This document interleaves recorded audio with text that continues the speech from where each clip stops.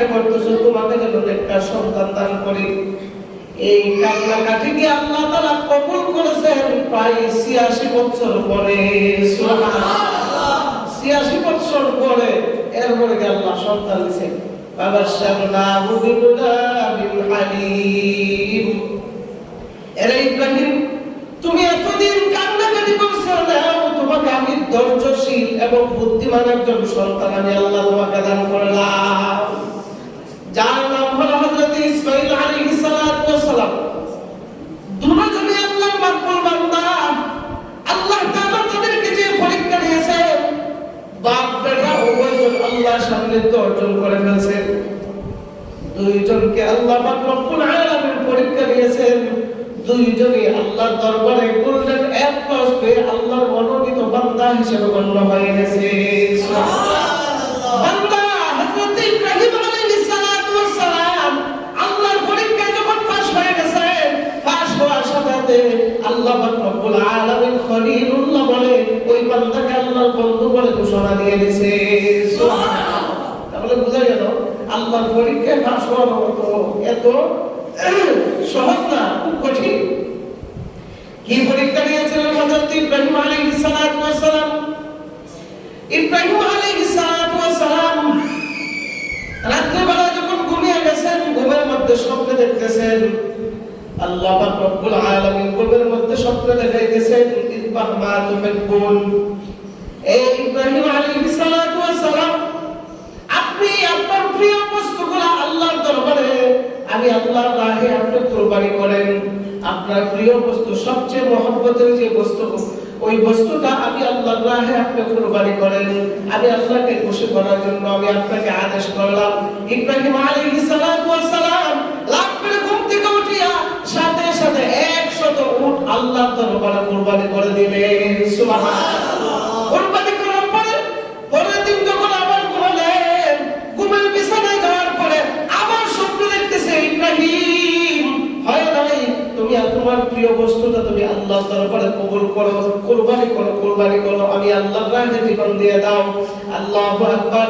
ইব্রাহিম আলাইহিস সালাতু ওয়াস সালাম স্বপ্ন দেখার পর দ্বিতীয় দিন আবার ১০০ উট আল্লাহর রাহে কুরবানি করে দিলেন। সুবহানাল্লাহ। তৃতীয় দিন আবার স্বপ্ন দেখতেছে, ইব্রাহিম হয় নাই, তোমার প্রিয় বস্তু, তোমার মহব্বতের বস্তু, তোমার মহব্বতের জিনিস যেটা আছে ওইটা আমি আল্লাহর দরবারে কুরবানি দাও, আমি আল্লাহর রাস্তায় তুমি কুরবানি দাও। যদি কুরবানি দাও তাহলে আমি আল্লাহর পরীক্ষায় তুমি পাস।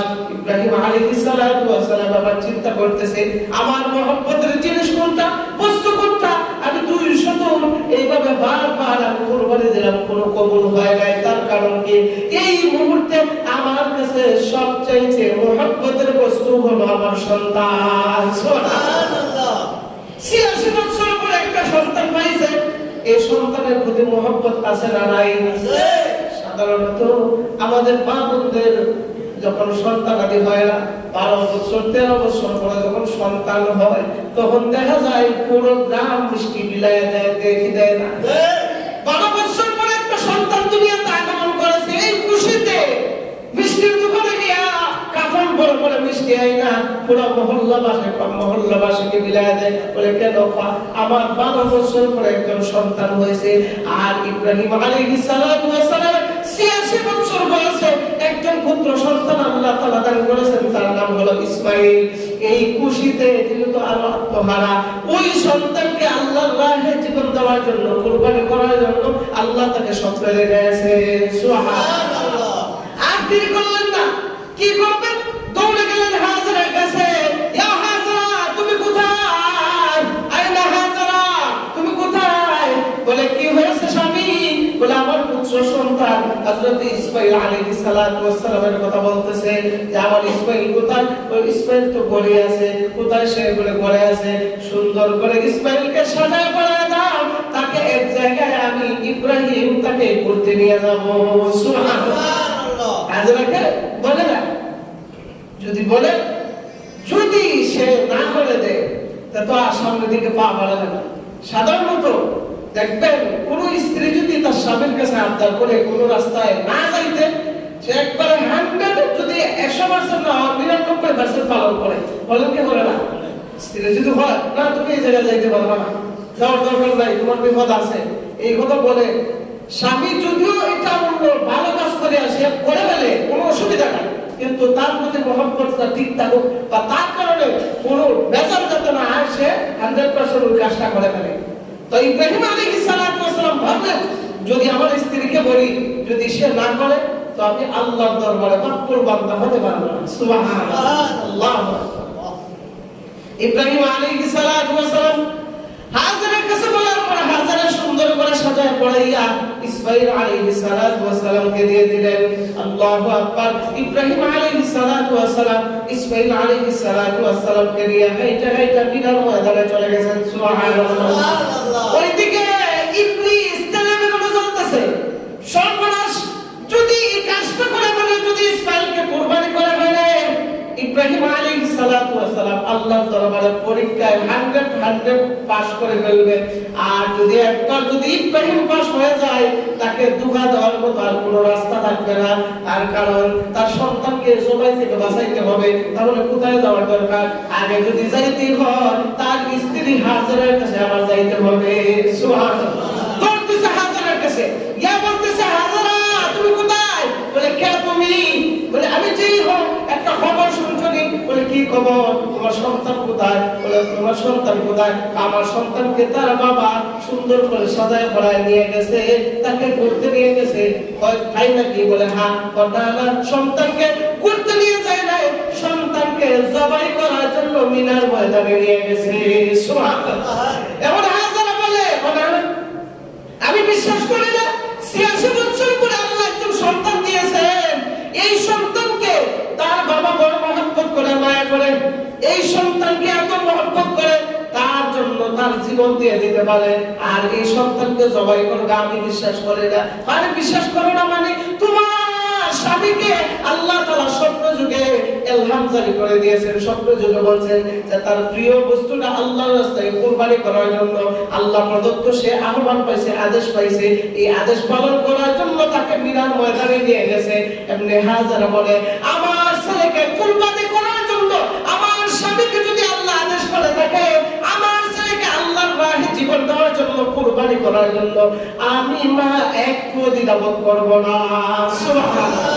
আমার কোনো দুঃখ নাই, কষ্ট নাই, আমি তো এই কথা জানিও না। যদি তার বাবা বলতো তো আমি আরো সুন্দর করে সাজায় বলাই দিয়ে দিতাম। সুবহানাল্লাহ। ইবলিস হাসানা দিচ্ছে, হাসেন ইবলিস হাসানা দিচ্ছে। হায়রে আমার আর হাজারের কাছে পারে না, এখন কি করবে? দৌড়ছে মিনার ময়দানে। মিনার ময়দানে গিয়া পেছন থেকে ইসমাঈল আলাইহিস সালাতু ওয়াস সালামকে ডাকে, হে ইসমাঈল তুমি কোথায় যাচ্ছ? আমি যাচ্ছি আল্লাহ হযরত আমার বাবা আমাকে ঘোরানোর জন্য নিয়ে আসছে, সুন্দর করে প্রাকৃতিক দৃশ্য দেখার জন্য নিয়ে আসছে। তাই নাকি? বলে হ্যাঁ। বলে তাহলে আমার কথা শোনো। তুমি কে? আমি যেই হই তুমি আমার কথা শোনো। না বলো তুমি কে? আমি বললাম ইবলিস। ও আচ্ছা, সুবহানাল্লাহ বলেন। সুবহানাল্লাহ। ইবলিস তা তোমার কাজ কি এখানে? কাজ কি? আসল সুন্দর খবর শোনো। কি খবর? তোমার বাবা তোমাকে ঘুরাইতে নিয়ে আসে না, তোমার বাবা প্রাকৃতিক দৃশ্য দেখানোর জন্য নিয়ে আসে না, তোমার বাবা তোমাকে জবাই করার জন্য মিনার ময়দানে নিয়ে আসছে। আমার ইসমাঈল বলে আমি এত বিশ্বাস করি না, আমি এত আদরের সন্তান, আমার বাবা আমাকে জবাই করবে এটা আমি কখনো বিশ্বাস করি না। শুনো, তোমার বাবাকে আল্লাহ তাআলা স্বপ্নে দেখিয়েছেন যেন আল্লাহর রাহে তোমাকে কুরবানি করে। আল্লাহ তাআলা আদেশ করেছেন, আদেশ পালন করার জন্য আল্লাহ পাক রব্বুল আলামিন তোমাকে মিনার ময়দানে নিয়ে আসে। সুবহানাল্লাহ। এবার ইসমাঈল বলে আল্লাহর রাহে জীবন দেওয়ার জন্য, কুরবানি হওয়ার জন্য আল্লাহ যদি আমার বাবাকে আদেশ করে থাকে তো আমি ইসমাঈল আল্লাহর রাহে কুরবানি হওয়ার জন্য রেডি হয়ে গেলাম। সুবহানাল্লাহ। হাসানা দিচ্ছে, হাসেন। এবার যখন আর পারে না, এদিকে ইব্রাহিম আলাইহিস সালাতু ওয়াস সালাম সন্তানকে বলতেছে, এ সন্তান তোমাকে আমি এই জায়গার মধ্যে নিয়ে আসছি একটা কথা বলার জন্য। বলে বাবা কি কথা বলবে? তখন বলতেছে ক্বালা ইয়া বুনাইয়া ইন্নী আরা ফিল মানামি আন্নী আযবাহুকা ফানজুর মাযা তারা। সুবহানাল্লাহ। সুবহানাল্লাহ। আমি তোমাকে এই জায়গার মধ্যে নিয়ে আসছি, আল্লাহ তাআলা আমাকে স্বপ্নে যুগে দেখাইছেন আমি যেন আমার মহব্বতের বস্তু যেন কুরবানি করি। আমি স্বপ্নে দেখেছি তোমাকে আল্লাহর রাহে কুরবানি করতেছি, তোমার কি ফানজুর মাযা তারা, তোমার কি মন্তব্য, তোমার কি বক্তব্য আমাকে বোঝাও। এই কথা বলার পর এবার হযরত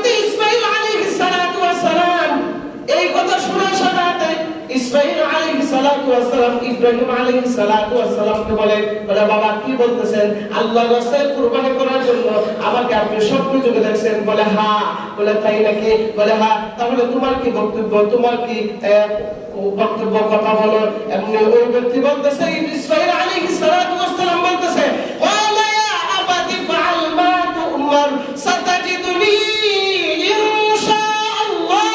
সুবহানাল্লাহ। ওরে বাবা, আপনাকে যদি আল্লাহ তাআলা ওয়াদা করে থাকে আল্লাহ রাহে আমাকে কুরবানি করার জন্য, আপনি কোনো চিন্তা করবেন না। আপনি ভাবতে পারেন যে আমাকে জবাই করলে আমি ভয়ে কি ফালায়া যাই কিনা, আমি আপনার এই কাজে সহযোগিতা করে কিনা। বলে বাবা আপনি কোনো চিন্তা করবেন না, সাতাজিদুনি ইনশাআল্লাহ, আমি আল্লাহর রাহে কুরবানি হওয়ার জন্য আমি ছেলে হইয়া আপনি বাবাকে আমি সর্বদাই আমি আপনাকে হেল্প করব। সুবহানাল্লাহ।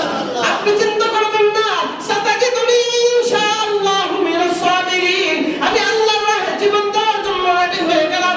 আর আমাকে আপনি ধৈর্যশীল বান্দা যারা আছে তাদের খাতারে আমাকে পাবেন। সুবহানাল্লাহ। এখন বাবা তার সন্তানের কথাই না খুশি না বাজা? খুশি। এমন সন্তান তো আমি চাইছিলাম, আল্লাহ তাআলা দিছে।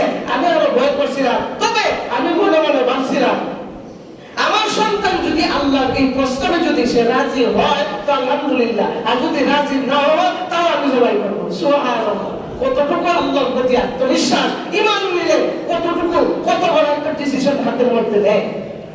ইব্রাহিম আলাইহিস সালাতু ওয়াস সালামের কথা শুনে ইসমাঈল আলাইহিস সালাতু ওয়াস সালামকে জড়ায় ধরলেন। জড়ায় ধরে বলতেছে, বাবা আমি তো তোমার উপর খুশি হয়ে গেলাম, আমি বড় ভয় ছিলাম যে তোমার কাছে যদি এই কথাটা বলি তাহলে তুমি এটা গ্রহণ করবে কিনা, করবা কিনা। ইসমাঈল আলাইহিস সালাতু ওয়াস সালাম বলেন, নির্দ্বিধায় আপনি কাজ চালায় যান, কোনো সমস্যা নাই। সুবহানাল্লাহ। তবে বাবা আমার চারটা শর্ত আছে, আমার চারটা শর্ত আপনি পালন করবেন। বলে বাবা কি শর্ত আমাকে একটু জানায় দাও। বলে এক নম্বর শর্ত হলো আপনি যখন আল্লাহর রাহে যখন আমাকে কুরবানি করে দেবেন, প্রথম শর্ত হলো আমার এই রক্তমাখা জামাটা নিয়ে আমার মায়ের হাতের মধ্যে দিবেন। সুবহানাল্লাহ। আমার মাকে তো আমি বলে আসতে পারি না যে আমি আল্লাহর রাহে কুরবানি হয়ে যাইতেছি, এই জন্য আপনি আমার রক্তমাখা জামাটা নিয়ে আমার মায়ের হাতের মধ্যে দিয়ে এতটুকু যাতে সান্ত্বনা পায় যে আমার সন্তান বলে যাইতে পারে নাই কিন্তু আমার সন্তান আল্লাহর রাহে কুরবানি হয়েছে। সুবহানাল্লাহ। আপনি আমার এই শর্তটা পালন করবেন। ঠিক আছে বাবা। দুই নম্বর শর্ত কি? বাবা দুই নম্বর শর্ত হলো আমাকে যখন জবাই করবেন আমার হাতগুলো আপনি বাইরে ফেলাইবেন। আল্লাহু আকবার বলেন। আমার হাতগুলো বাইরে ফেলাইবেন, পাগুলো বাইরে ফেলাইবেন। বলে কেন? কারণ হলো আমি যখন জবাই হব তখন আমার হাত পা যদি খোলা থাকে তাহলে আমি ছটফট করতে থাকবো। ছটফট করার কারণে আমার হাতটা আমার পাটা আপনার শরীরের মধ্যে লাগতে পারে, তাহলে আপনার সঙ্গে আমার বিয়াদব হয়ে যাবে। আমি আল্লাহর রাহে কুরবানি হইতেছি, আমি চাই আল্লাহর রাহে কুরবানি হইতে গিয়ে আপনার সঙ্গে বিয়াদবি করে আল্লাহর দরবারে যাইতে চাই না। সুবহানাল্লাহ। কার কথা দেখছে কতটুকু ঈমান তাদের ভিতরে। সুবহানাল্লাহ ওয়া বিহামদিহি। আমার দুই নম্বর শর্ত পালন করবেন। ঠিক আছে।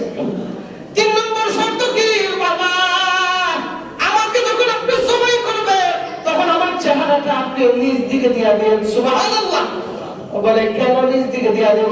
নিজ দিকে দেওয়ার কারণ হলো বাবা মা, বাবা সন্তানের ভিতরে যে আল্লাহ মহব্বতের বন্ধন দিয়ে দিয়েছেন, আপনি যখন জবাই করতে যাবেন যদি আমার চেহারাটা উপরের দিকে থাকে আর আপনি যদি তাকায় থাকেন আমার চেহারার দিকে, যদি কোনো মহব্বতের নজর জায়গা যায়, এর কারণে যদি আল্লাহর এই আদেশ পালন করতে যদি আপনার বাধা হয়ে যায় তাহলে আল্লাহর রাহে জীবন দিয়ে আল্লাহর রাহে কুরবানি করে আমার কোনো লাভ হবে না। সুবহানাল্লাহ। বাবা চেহারার দিকে তাকায় যদি আপনার মহব্বত লেগে যায়, এর কারণে যদি আপনি কুরবানি থেকে বিরত হয়ে যায় তাহলে আল্লাহর দরবারে তো আপনি মহব্বতের বান্দা হবেন না, আমিও হব না। এই জন্য আমার চেহারাটাকে আপনি নিচের দিকে দিয়ে দিবেন আর এই দিকে জমা করবেন না, এই দিক থেকে শুরু করবেন। সুবহানাল্লাহ। ঠিক আছে, তোমার শর্ত পালন করা হবে। চার নম্বর শর্ত কি? চার নম্বর শর্ত হলো আমাকে যখন জবাই করবেন বাবা যে তরবারিটা দিয়ে জবাই করবেন ওই জবাইকৃত ওই তরবারিটা আপনি ভালো করে দাঁত দিয়ে দিয়েন। সুবহানাল্লাহ। কেন? বাবা জানি মৃত্যুর যন্ত্রণা অনেক বড় কষ্ট। যখন আপনি তরবারিটা যদি ধারালো না থাকে তাহলে যদি আমার গলার মধ্যে যখন ছুরি চালাইবেন তরবারি চালাইবেন যদি না কাটে তাহলে আমার কষ্ট হবে, আপনারা কষ্ট হবে। আমি চাই আমাদের আমাদের উভয়জনের কষ্ট যেন না হয়। দান দিয়ে দিবেন যেন এক টেলায় 3 টেলার ভিতরে যেন জবাই হয়ে যায়। সুবহানাল্লাহ।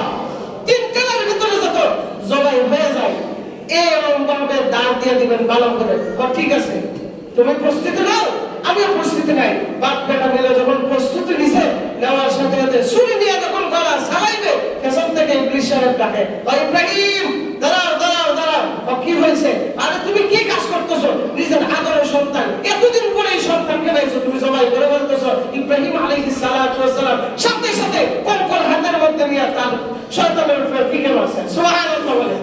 এই কঙ্কর মারাটা আল্লাহর কাছে এত পছন্দনীয় হয়েছে, এই জন্য আজীবন যত হাজি হজ করবে ওই জায়গার মধ্যে শয়তানকে কঙ্কর না মারা পর্যন্ত হাজিদের হজ পুরোপুরি সম্পূর্ণ হবে না। সুবহানাল্লাহ।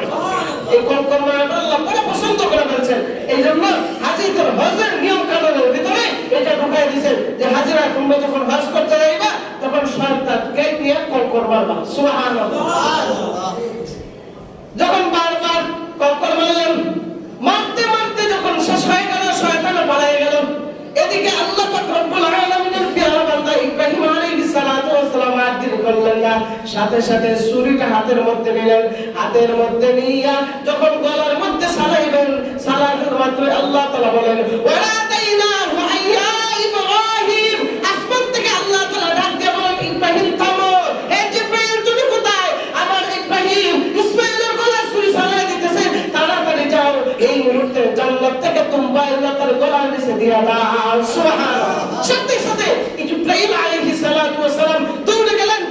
ইব্রাহিম আলাইহিস সালাতু ওয়াস সালাম তখন সিদরাতুল মুনতাহা থেকে জান্নাতের ভিতর থেকে মুহূর্তের ভিতরে দুম্বা এনে ইসমাঈল আলাইহিস সালাতু ওয়াস সালামের গলার উপর ফেলায় দিয়েছে। ইসমাঈল জমা হয় না, দুম্বা জমা হয়ে গেছে। সুবহানাল্লাহ।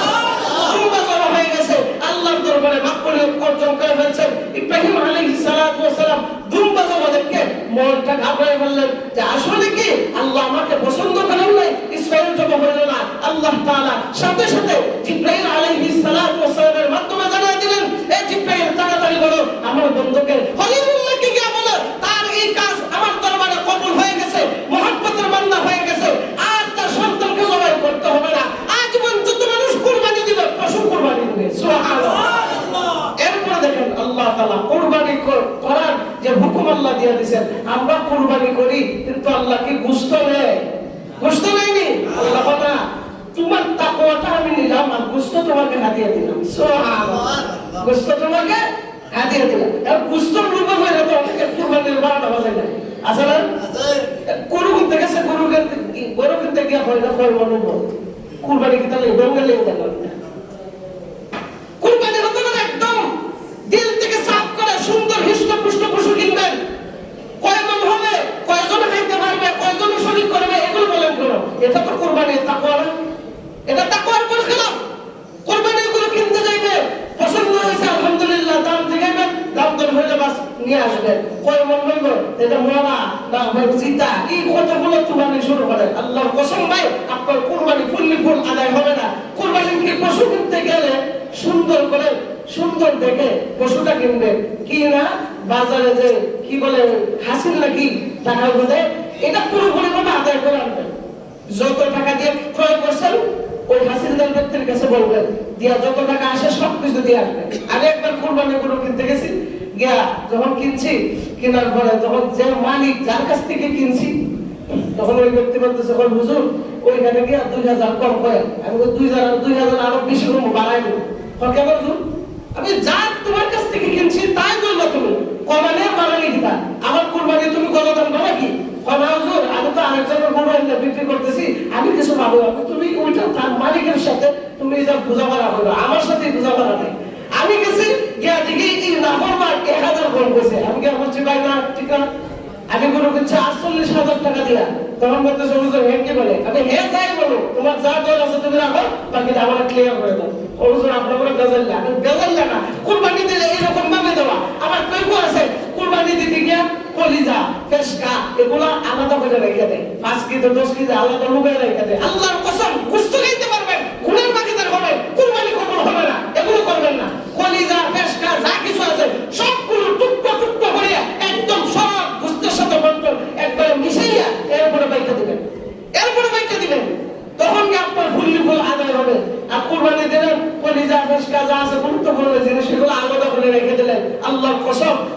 কুরবানির মধ্যে বলদ আসবে। কুরবানি একটা সাধারণ বিষয় না, গোশত খাওয়ার নাম কুরবানি না। কুরবানি ওই রকম যে আপনাকে আল্লাহর রাহে যে পশুটাকে কুরবানি দিতেছেন ওইটা আল্লাহর দরবারে কবুল হওয়া লাগবে। তো আগের যুগই ভালো ছিল, আগের যুগে তো কুরবানি এরকম ছিল না। ওর একটা কিনছে পাহাড়ের মধ্যে নিয়ে রাইখে দিত, আসমান থেকে আগুনের লুক গায়ে যখন জ্বালাইতো তার কুরবানি কবুল হইতো, আর যাত্রা জ্বালাইতো না তার কুরবানি কবুল হইতো না। এখন বুঝেন ওই অবস্থা যদি কুরবানি দিত আপনি আমাদের অবস্থা কেমন হইতো? আপনি আমাদের অবস্থা কেমন হইতো? পারলে 10-12 জন হুজুর সাথে নিয়ে এখন কুরবানি করুন কিনতে যেত। আর ওই যে আল্লাহ তাআলা যে আদেশ করছে এই আদেশ মানা লাগবে। কিন্তু আল্লাহ এতটা কঠিন করে নাই, আল্লাহ বলে খাও তবে শুদ্ধভাবে খাও, খাও তাকওয়া ভালো করে অর্জন করে খাও, খাও হারাম খাইও না, যে হারামের মাধ্যমে তোমার সব আমল বরবাদ হয়ে যায় এই হারাম খাইও না।